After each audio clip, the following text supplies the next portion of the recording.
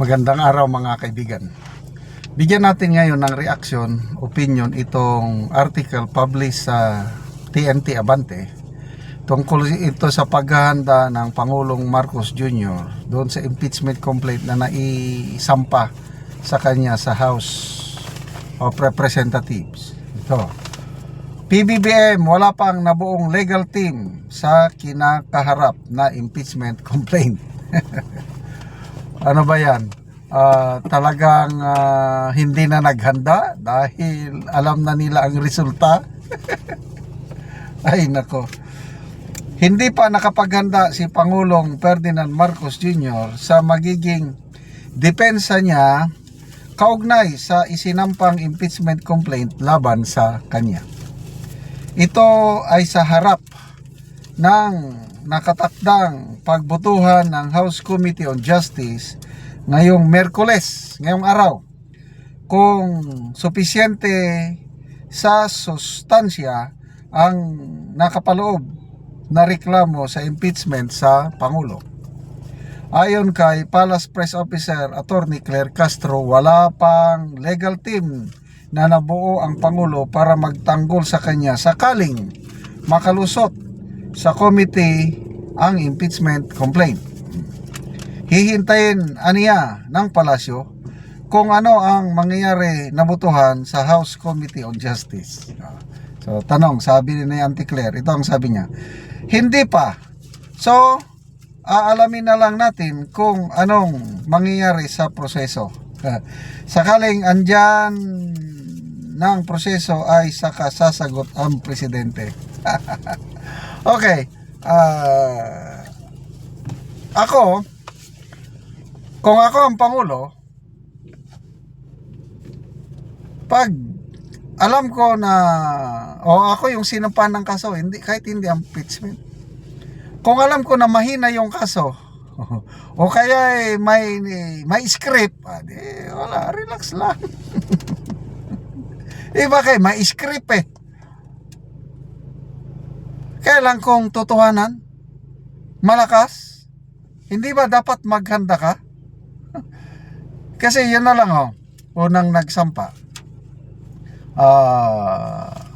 Hinihinalang abogado ni First Lady Lisa. Tapos, si Congressman Edgar Erese sabi niya, it is bound to be dismissed yung unang impeachment complaint. Makabayan Black, pangalawa, wala rin. Di rin ako sigurado yan. Yung pangatlo sana, yung galing kina Attorney Topacio, kung yan ang naisampa, yun ang tunay na impeachment. Kaya lang itong dalawa na pinagbobotohan, ay sa akin lang opinion ko lang ito, ayos na ang koto-koto. Kaya ang suspicion ko, ang hinala ko, bakit ka pa maghanda kung alam mo naman ang kalalabasan, di ba? Ay, nako. Kung ako sana ang sasagot, ako ang Palace Press Officer, sabihin ko lang na, yes, nakahanda na. Para to make it appear na seryoso ang Pangulo, pinaghandaan niya dahil sabi nga hindi daw nababahala ang Pangulo pahayag yan ng Auntie Claire, hindi nababahala ang Pangulo sa mga impeachment na isampa sa kanya. Hindi siya nababahala para sa kanyang sarili. Ano ibig sabihin nun? Wala ngang lulusot At saka malakas pa ang suporta ng mga kongresista sa Pangulo. Sa tingin ko talagang hindi lulusot sa Committee on Justice, kaya hindi siya nababahala. Paano siya nababahala? Baka makaapekto daw sa ekonomiya, which is correct. May nabasa akong dating dating finance secretary ata na nakaka-apekto sa business confidence, lalo na mga foreign investors, yung sabay na Pangulo at Vice Pangulo nasampa ng impeachment. First time in history sa ating bansa na ganyan, dalawa sila Noong una halos walang mga impeachment. Pangulo ang alam ko lang na nasampahan na pangulo nung una si PGMA, although hindi lumusot sa Committee on Justice, hindi dumating sa Senado. Wala na akong ibang maalalang pangulo na sinampa ng impeachment. Ay, si Erap pala. I'm sorry. Si Erap dumating dumating sa Senado at yun, naging bloodbath. Bakit? Yung isang envelope na ipapa-open, akala nila may laman na pasabog. Hindi pumayag ang prosecutors. Walk out sila. Kaya hindi natuloy yung impeachment dahil walk out yung pala ang laman, walang laman. Insignificant ang laman. And then history, nagkaroon ng people power to dahil ang mga tao talagang ayaw na nila kay Erap at naging people power to na. People power to. The rest is history.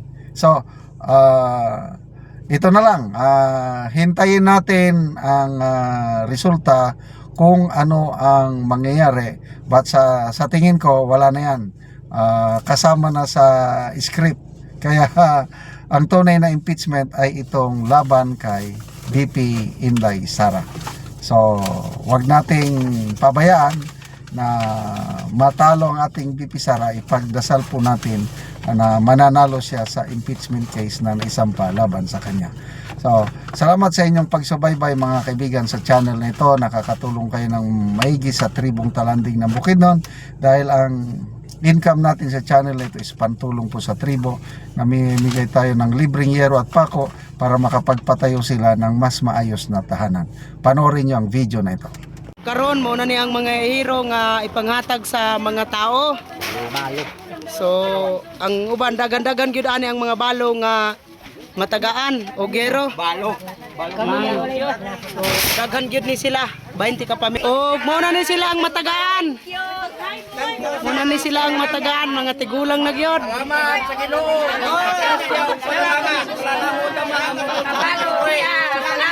Pasalamat sila. Matagaan sila gero.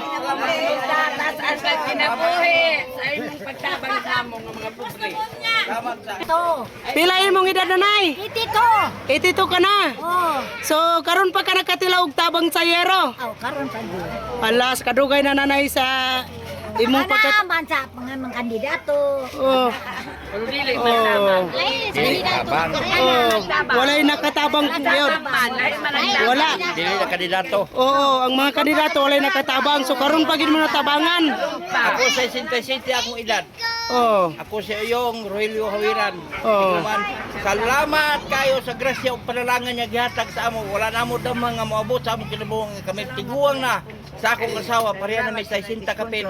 Di na may pagkakayag trabaho. Di na makakaon o di na may makagbuso, basok-basok ginagmay o katagan mi sa among mga bata. Salamat kayo kay maghirang na akong balay sa tulay. Kaya hapit na mo lang ka. Katulungan na yun. Di salamat kayo kay maripir na ginamo. Sa lugayng panahon among pangandong. Salamat. Ikaw nanay, pila na imong edad nanay? 72. 72. So mga tigulang gyud ang matagaan karon og gero. So Pasko ra bagid karon nanay. Oh, makarepair mo sinang balay. Sponsor, namak balandungan mo sa tagaan siya og baskong panglawas niya hangtod nga hangtod taas pa niya. Kailak bagid si nanay. Salamat tagon kay Salamat kay nag-anti ka nga nakitabang ka mo. Nagkailak si nanay sa kalipay. Kailan sa kanay, tungkol kay wala may mga bana na may nakatabang ka mo. Mabalo pagid ka nanay. Inatunta nga Sige lang nanay. Kinabi, inatunta nga. Diyos naman yung magkagaw, tagataran nga magubang kanin mo sa kanunay matag-adlaw. Kay ikaw ang nagagiya, ikaw ang gigiyahan sa Ginoo nga makatabang kanamo. Kay wa gid mi mahimo din na sa pagkabalay tungod sa wala ni mga bana way kasaligan. Sila silang pangulawas. Ginoo na lang gid ang mahibalo sa imo na akong ta pangayon namo sa kay tasan. Nagagaan ko pagtaas nga kinabuhi antud sa hangton kay aron daghan pang matabangan nimo sama kanamo. Salamat kayo, ante. Tuwa na imong ansin, ante. Gikuan na. Gidala. Muna ni ang sini, ante. Taga na mo, Gero. So, muna ni Girag kuon sa buslot, sa balay ni nanay sa nakahilak. Hihilak yun siya sa kalipay. Oh, mga sako lang. Nag-sponsor sa amo sa sin kay dili pa ikaw wala gyud ni makahatag sa amo. Oo. Daghang kay salamat. Salamat kayo.